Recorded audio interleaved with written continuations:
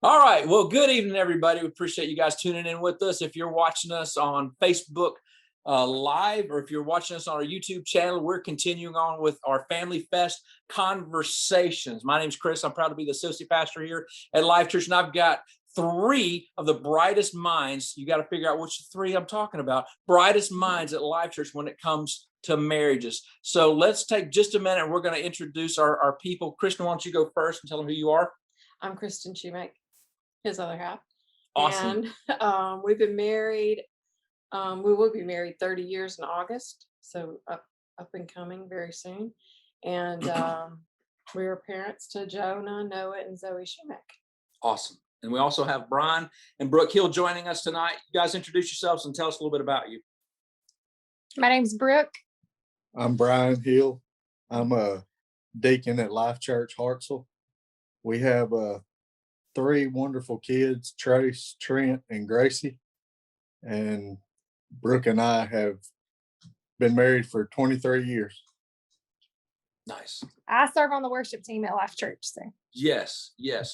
And totally rock it. We also have a couple of newlyweds with us tonight. I thought it was important to get not necessarily a fresh view, but just a view of looking forwards in marriage instead of looking backwards in remembrance. So we've asked Noah and Abby to join us tonight. You guys introduce yourselves and tell us a little bit about yourselves.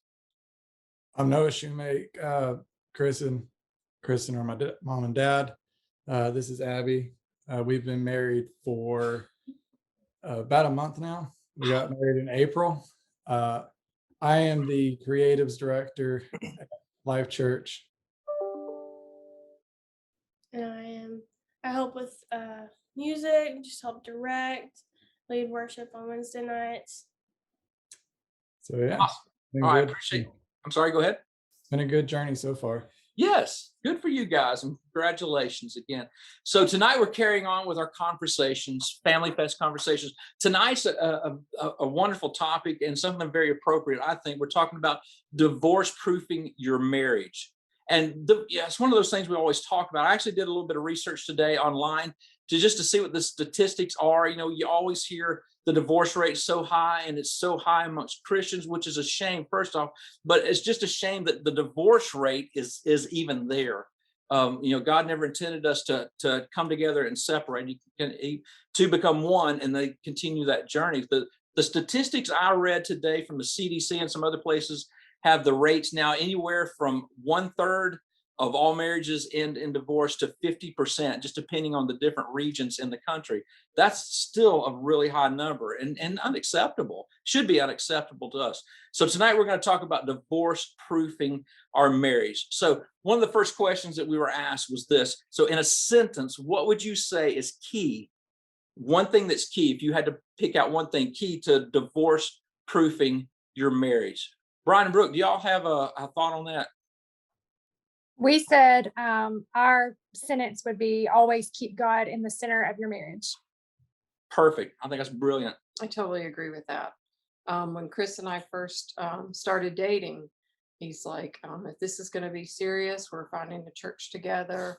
We'll grow together and we'll serve together. And that was from dating on. And that was key to having the same faith. Growing together in the same faith. Yeah, I agree. That's key. What about Noah, you and Abby? What do y'all think about that? That's spot on. I think as Christians and any believer should keep God in the center. And if you're thinking about marriage, well, we know that keeping God in the center is what's going to hold that marriage together long term. Yeah, I think you're exactly right. Now, you guys did something else that we had mentioned. You had mentioned earlier before you got married. What was that? We did. We agreed early on when we were first engaged that we were going to do marriage counseling, not just any marriage counseling, but we went to a faith-based counseling. So we weren't just getting marriage advice, but we were getting faith advice as well. I think that's awesome. Brian and Brooke, did y'all do marriage counseling before you got married? We didn't. No, So we didn't either. No, we didn't. We got married so long ago. I didn't think people did counseling back then. It was still Yeah, I don't think they did. just club them over the head and drag them off with you back when we got married. the only counseling I got was right before we got married, the preacher said, if you want to leave, just sneak out the window. And There you go. But you didn't. He told me the same thing when he came to talk to me. So Did he? yeah, he did. He was like, if you want to leave right now, I'll escort you out. Nobody will ever know. My dad told me, he said, son, if you want a successful marriage, you need to learn 2 words. I'm like, yes, Dad, what is it? And he goes, yes, dear. That's a joke, by the way. Say yes, dear. Okay. All right. Good stuff right there. All right. So in this engagement and marriage process, there should be some things that we would call non-negotiables. Those things that should be a part, that need to be a part. And then there's also those little things that we might go into a marriage with that we say that I'd really like this, but you know what? I can work around that in order to have this. So non-negotiables, and then things that might be negotiables. Brian Brooke, what do you think about that? Were there certain things that when you were going into your marriage, you said this is a must, this has to be, or this has to be the type of person, or this has to be the type of relationship that we're not going to bend on this? We discussed like us to us it was, I mean, a non-negotiable is definitely like we're going to church, like we're going to go to church, and once we have children we're going to raise our family in church. Like that was not negotiable. Like that was something that I had made my mind up at a very early age, that I knew I wanted to do different than how I was raised. So, and then Brian was of course raised in church and just brought up like, so there was certain values that we both had or knew we wanted that we agreed on early on that were just not negotiable. So Perfect. I think that's brilliant. Now I'm going to ask you that same question in just a second. But one of the things I want to point out is that there might be somebody watching and they say, yeah, all these are like really churchy answers that you would expect from Christians. My thought is, well, yeah. I mean, if it's right, it's right. It doesn't matter what you label it as. If you one of the things that we talk about when I do marriage counseling is talk about the parable in Matthew 7, where Jesus talks about the 2 builders, and the one guy builds his house on sand, one builds this on a rock. And when the troubles, the winds and everything came, the one that was built on the solid foundation is the one that stood. In the parable, the houses are the same. It's that foundation. And I think all these answers, if somebody looks at it and says it's churchy answers, I would say, yeah, it really is. And in order to build that firm foundation, it has to be on the word of God, and it has to be in trusting God. So this isn't just churchy answers because we're a church. This is churchy answers because this is the truth and it works. Yeah. So did you have something you'd like to add to that? Well, I'm going to give you a non-churchy answer. Good. Because we're in a different day and time. This wasn't even an issue when we first got married, for the first many years of marriage. But today it's a big issue, or a big concern for couples.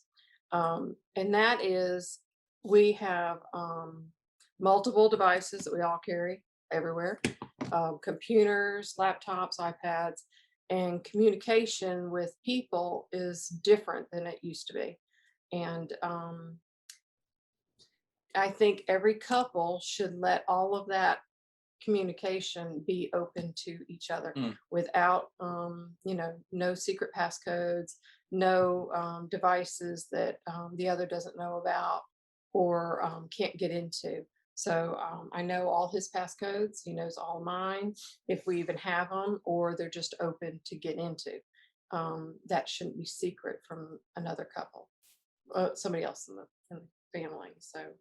Noah and Abby, you guys as newlyweds, what do you think about that? Do you think that's important, that openness or honesty or vulnerability, maybe? You think so? Yeah, I think that's extremely important, because if you don't trust your spouse, well, how are you ever going to grow? Yeah, Absolutely. I think you're exactly right. Something else that was mentioned, and Noah and Abby, I'm going to ask y'all to speak to this. Brian and Brooke both talked about this, serving together. Talk about that just a minute, Noah. So we both, as most of y'all know, we both serve in Life Church.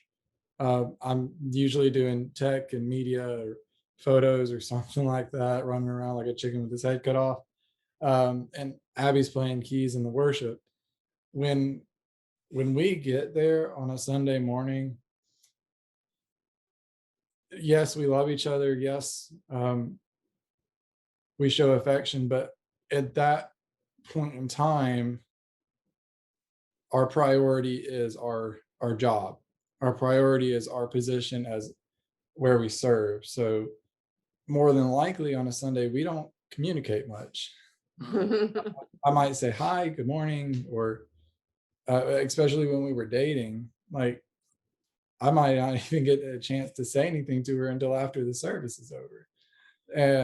And there, for a while there were people who didn't even know we were dating, people who didn't even know we were engaged when we were engaged because we didn't talk during church because we were so focused on what we were doing. Yeah. And I think when you get into a relationship and you're both Christians, I think it's very important for both of you to be in a position of serving, because when you're in that position, one, it teaches you lessons. It really does. It teaches you humility. It teaches you how to appreciate things and how to grow in your faith a lot more. But it also it adds boundaries and it makes you speak on that more as a couple. That's good. I noticed that when you guys were dating. I noticed that Abby would be working on keys. You would come in. I'd catch you guys maybe look at each other, maybe smile at each other. But your service was key, and having those priorities. And that's what I was thinking the whole time, is just having priorities, having your priorities straight. Mhm. And again, it goes back to that firm foundation. Too many times I see people that their relationships built on attraction. It's built on looks. It's built on hey, she's a hottie, and just like that sandy found, things change. People get old and they don't look as good as they used to. And did y'all catch that? But anyway, we all get older, and then all of a sudden those things start to fade away. And so what's left? You have to have something firm, something solid to base your life on, because the storms and the trials, they come. And if you, to me, service is key. And I believe that when you're serving together, when you're serving God together, I think that's not only a chance for you to grow closer to Him, but grow closer to each other. For all those reasons that you said. Now, Brian and Brooke, you guys, y'all both serve every single Sunday, 3 services. And do you agree with that? Do you feel like that service is necessary? I do. We do.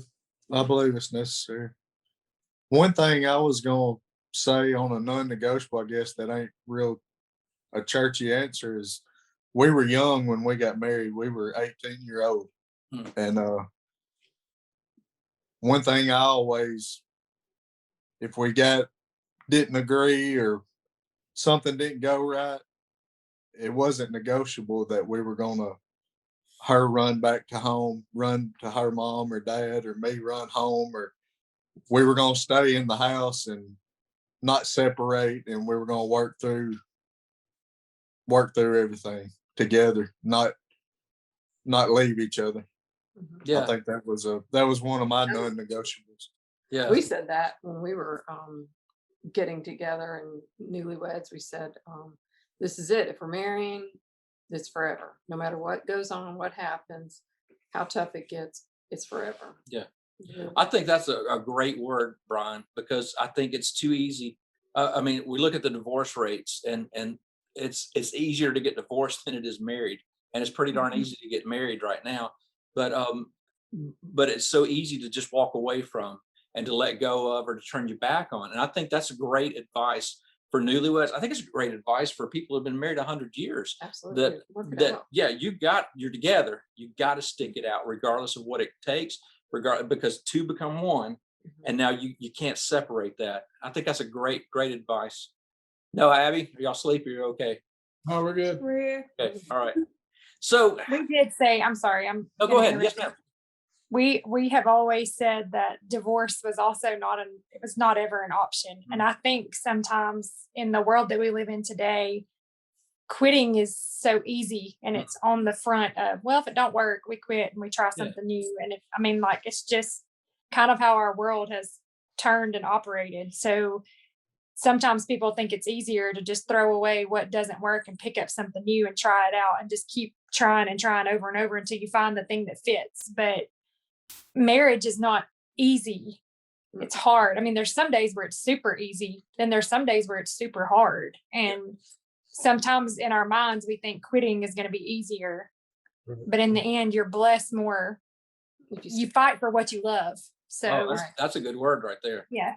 That's a great word. Fight for what you love. So let me just ask you, no details, but have y'all ever come to that point where like in your heart, you thought, I'm done with this, even just for a second. And then you said, no, we made this commitment.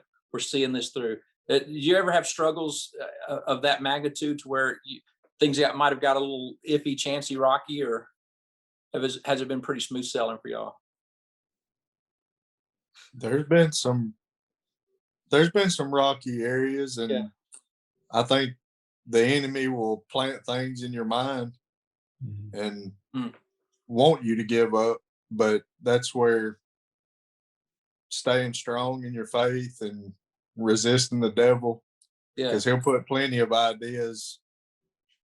It'd be easier just to give up, but like I said, it wasn't ever an option, but it has been rocky. You just have to, like she said, you have to fight for what you love, and don't let the enemy put thoughts in your head.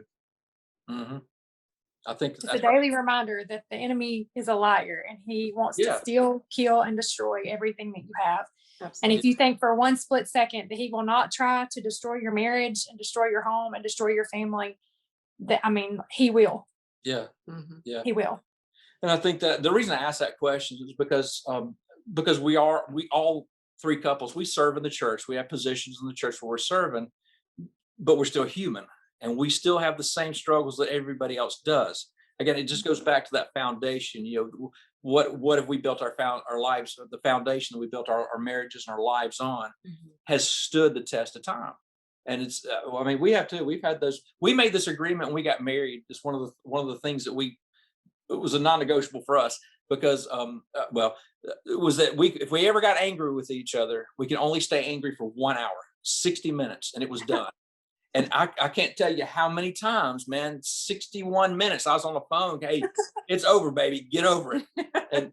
But we were able to hold, and that's exactly what happens. One of us would start laughing, and all that would pass away. But Brian, you said this earlier, but it's so easy for the enemy to get in and plant those doubts and those suspicions and rock that boat and make us like harbor those grudges. And I think that forgiveness, that willingness to be vulnerable, not only in our giving our heart to somebody, but also in being able to forgive that person, loving them unconditionally.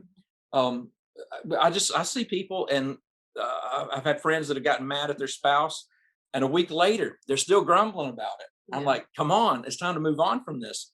But and that's the reason why again, going back to that, Brian, I wanted to ask y'all that question, because I want people to understand that life is life, no matter who you are, but it's who your life is in, who you've placed your trust in, your faith and your hope in, is what sees you through those things. And Noah and Abby, wake up, Abby. Noah and Abby, those times will come. Yeah, those times will come. And I'm proud that you guys have based everything, your whole relationship, on Christ. And I think that's important, but it's also important to remember what Brian and Brooke said, is that the enemy's constantly trying to get in there. He's constantly trying to cause chaos and disruption.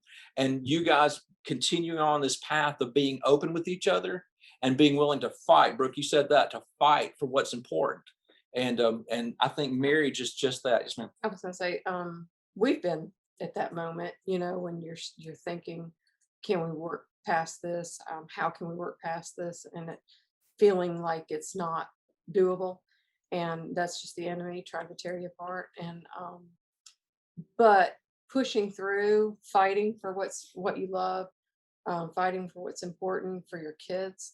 For us, I feel like it's put us in a stronger position now than we were then. It's like built our marriage tighter and stronger than when we were madly in love, newlyweds. We've just continued to grow closer. So it's like anything, the harder you fight for it, the harder you work for it, the stronger it becomes. So, yeah, right. Yeah, absolutely. Good stuff. Good stuff. All right. So y'all good? I'm gonna ask you another question right here. All right. Do you think that there are signs or indicators when you see a couple is there a sign or indicator that you can see, maybe physically or visibly, that proves or shows you that that marriage is divorce proof? I'm was this directed? We're supposed to answer this? I'm sorry. Yes, you're supposed to answer this. We said date nights, Mm. spending when you can see the couples spending time with each other. I think it's just sometimes when you visibly see a couple maybe holding hands or just laughing and just seem to be enjoying Each other. communicating with one another. So Yeah, I think that's brilliant. I tell you, the thing that warms my heart the most is to see people. They look like they're 200 years old, walking, shuffling down Main Street here, still holding hands. I love that. Yeah. And I think you're right. That because what you're doing to me is you're showing the value of that person even now. That even after the years have gone by and beauty may fade, or whatnot, but the love hasn't. And that commitment is still just as strong. No, what about you guys? Any thoughts on that? Do you agree with that or disagree or? I agree with that Yeah. completely. Okay. So y'all still make room for each other for dates and stuff like that? We tried to.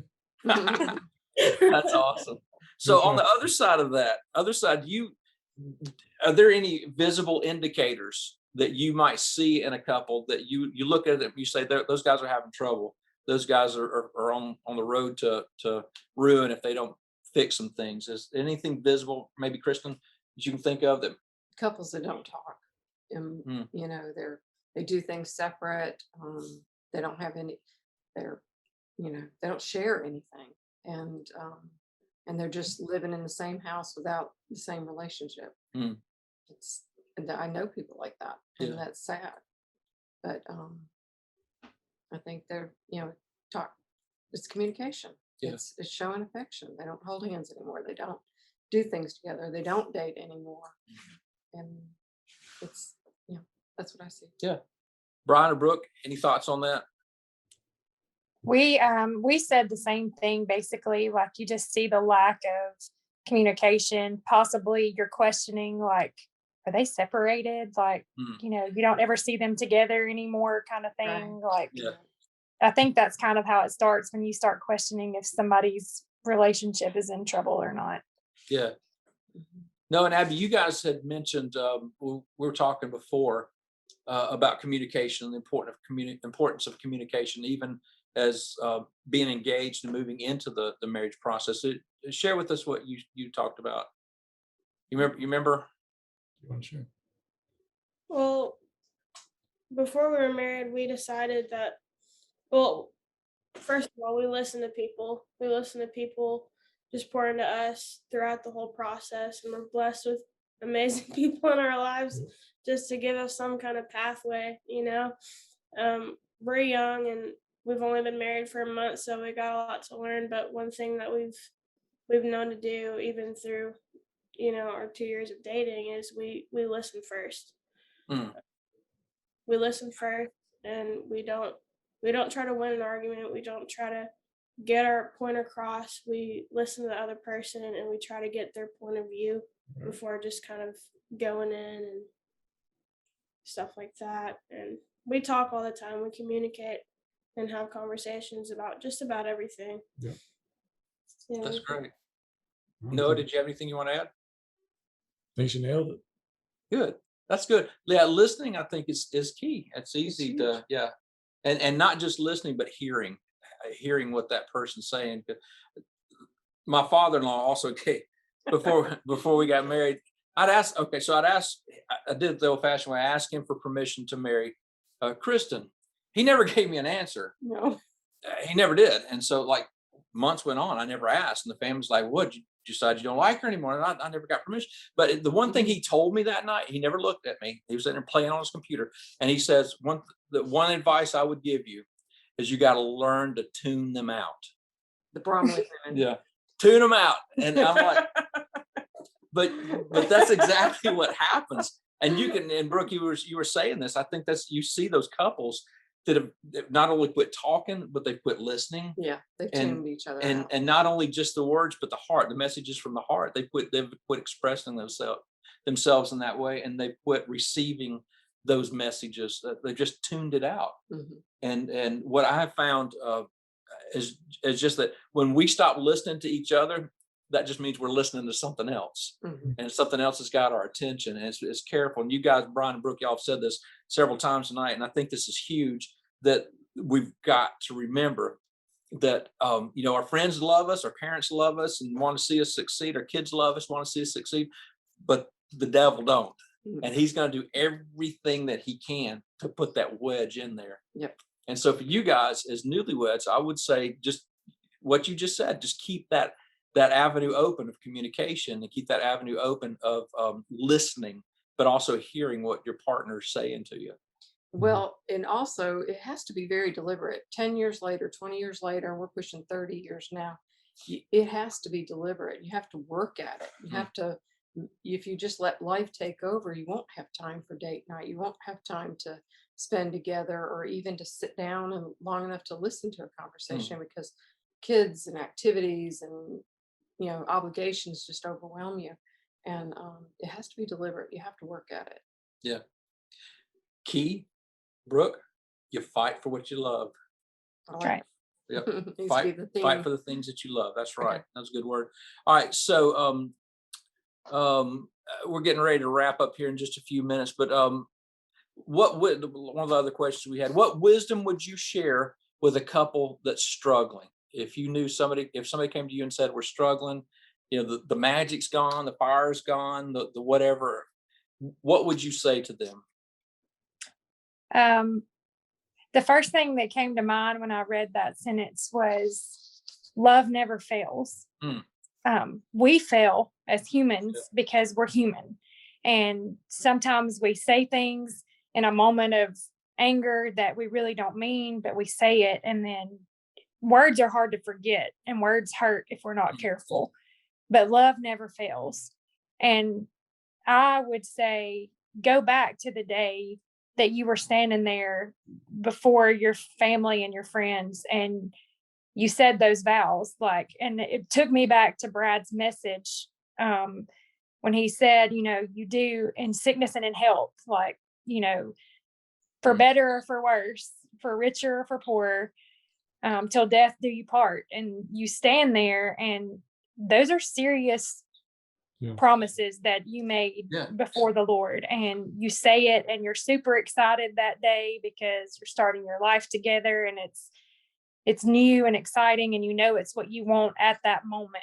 But you're not thinking, when you're standing there 23 years down the road, what life is going to throw at you in different moments. But I would say go back to when you stood there that day, because if you really truly meant what you said standing there that day, then it should take you back to a place where you remember why you stood there and why you said it, and why you didn't run out the door when the preacher gave you the opportunity to run out the door. So That's right. That's good. That's good. No, Abby? Reading this question, I thought about Brad's sermon, I think it was last Sunday, when he said, the person that can hurt you the most is your spouse. They know you better than anybody else. They know all your little quirks, all the things that set you off. They're going to be the ones that are going to hurt you the most. And like Brooke said, words are hard to forget. And if you know the right thing to say to really hurt that person, well, the key to that would be to don't say it. I mean, it's easy to, in a heated moment, to say those things, but you got to remember, again, like Brooke said, I think she nailed it, why you married that person to begin with, why you said, I want to marry her, I want to marry him, whatever. And realizing the love that you have for them again. And sometimes it means admitting your mistakes and apologizing when it's not easy. Right. My advice would be for a new couple or any age couple is, things happen. You're going to have to do some forgiving. Right. both directions because we all screw up and we're all human. But really forgive. If you're going to forgive, forgive like Christ. Forgive and forget. And if you're forgiving and you're forgetting, when you get into those arguments or that heated moment, don't bring it back up. Because the Mm. worst thing you can do to a couple is to bring up the past, Mhm. bring up hurts, bring up things, and throw them back at each other. Right. It'll destroy you. Mm, You that's got to good. really let it go. Really let it go. Never bring it back up. So just as a side note, if you guys are tuning in and you're not members of Life Church, the Brad that they're speaking of is our lead pastor, Brad Sheets, who's probably the smartest, wisest, and second best looking man that I've ever seen in my life. So we appreciate him, and he's always on top of whatever's going on, the situation. So good words from both of you guys. Two of the things that I was thinking of while you were talking, Noah, is if you know that person well enough to know that thing to say, to cut them to the quick, you also should know that person well enough to know those things that will build them up.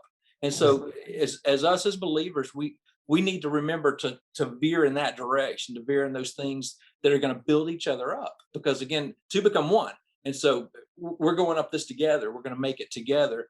But that's a good word right there, because you're right. That's the most hurtful things that I've probably ever said to anybody I've said to you when we were angry, or vice versa. But I'm very fortunate that her motto is forgive, forgive, forget. Mhm. And she does. And Brooke, I think it's great how you said that, to remember in that day. That's one of the first things when I'm doing marriage counseling. One of the first things I'm asking when that couple is sitting there and they're ready to just walk away, or ready to kill each other, and they're completely given up and they're red faced at each other. That's one of the first things I ask them. Tell me about the day you got married.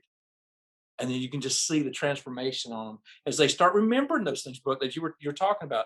Remembering, yeah, you know what? There was a day before today. There was a time before now when things were right. And what we got to do is get back to that. So we're talking about divorce proofing our marriage.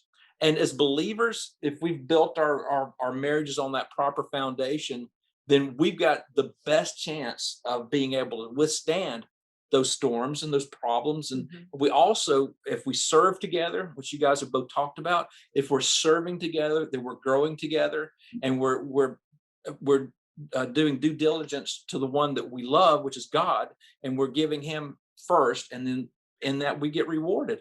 But we also are having to remember that the enemy, Brian, you're talking about, the enemy is always after us. He's always trying to separate us and destroy us, even in the smallest way. We were at the lake the other day and I got this little bitty splinter in my foot. I didn't worry about it because it was such a tiny splinter. And then 2 days later, I could hardly walk on my foot because it had just gotten, that's just the way that the devil works. He just plants that little seed. And when we leave it and we don't tend to it, all of a sudden it starts to grow and it starts to fester. And so remembering that he's doing that, and that's coming from him, and we tune that out, we tune in that person that we've committed ourselves to, and then we remember the reason, Brooke, as you were saying, remembering those reasons that we said I do to begin with. And there's always a reason to try again. Always a reason to try again. We're evidence of that, without going into any details. But I think any couple is. I think any couple that has been married 10 years, whatever or more, has had those trials in their lives and that's what I was asking you guys earlier, Brian and Brooke, those trials in your lives that get you to that point where you're thinking, I just don't even know if I feel like doing this anymore. But you do, because you remember two have become one, because you built your life on a foundation that stands in the middle of all the trials. And you remember there was that reason that we said I do to begin with. So good stuff, y'all. I appreciate you guys all being a part of this tonight. Does anybody have anything that they want to add before we sign off here? Good. Abs, you good? Good. Okay. Brian, Brooke, I think I we're gotta good. I gotta ask you, did y'all purposely both wear Zion shirts? We did it on purpose so we Okay. could twin. Good. We really didn't. We really didn't. He walked in and I was like, we're twinning. So I just figured y'all were that Curtis in will love tune. it. Yeah, y'all were that in tune with each other. Y'all's hearts were so in tune. You just had to dress the same. That's perfect. Zion is our youth ministry. We've got a great youth pastor, Curtis Wall. He'll get a kick out of that. All right, Kristen Faye, you got anything else to add? No, I don't. All right, so we're wrapping up tonight's conversation, Family Fest conversations on divorce proofing your marriage. I hope you've had gotten something out of this. I hope it sparked some thoughts and some continued conversations that you can have in the comment sections below. Also, don't forget that all of these conversations can be found on our YouTube channel and on our Facebook page that you can refer to again and again if you miss something, if you want to review something, if you just want to share with somebody else. So that's it for tonight, as far as I can tell, right? Never stop saying I love you. Yeah, never stop saying I You love can you. never say it too many times a day. Yep. All right. So I'm fixing, let's go ahead. We'll log off and call it a night. Thank you guys. I appreciate you guys. Brian, I know you just got in from work. I appreciate you guys making time for this and your wisdom. I appreciate your service and all that you guys do. I wanted to say this earlier and I got another minute or so I'm going to. Your love and your commitment to each other and your commitment to Christ is made evident not only in your relationships, but in your children and the way that your children are reacting, and interacting with people and with life. You can see that they've had a model to follow that will stand the test of time. So great job to you. Yeah, great job to you guys for raising such great kids. They're amazing kids. You guys, Noah and Abby, don't have kids yet and don't need any for a long time. So, but when you do, just do like We're gonna spoil them. Yeah, that's right. Just do like you're doing now. Teach them all the things that you guys have learned. Teach them how to serve properly, how to listen, and how to have conversations, and how to be slow to anger and fast to listen to your spouse. So good words from everybody. All right. Well, while we're talking about kids, y'all's kids are pretty awesome. I didn't want to say anything. Just saying. Just saying. They turned out pretty good. Thank you for saying that. All right. Well, that's it for tonight for Family Fest Conversations, how to divorce proof your marriage. Hope you got something out of this. Good night, everybody. Appreciate you, both of you guys, for being here with us. Good night. Good night. Good night.